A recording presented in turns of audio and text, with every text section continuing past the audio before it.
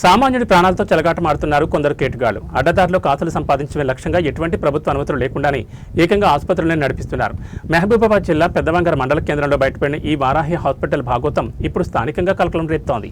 నిబంధనలకు విరుద్ధంగా కనీసం డిఎం&హెచ్ఓ కార్యాలయంలో రిజిస్ట్రేషన్ కూడా లేకుండా ఈ వారాహి హాస్పిటల్ వెలిసింది.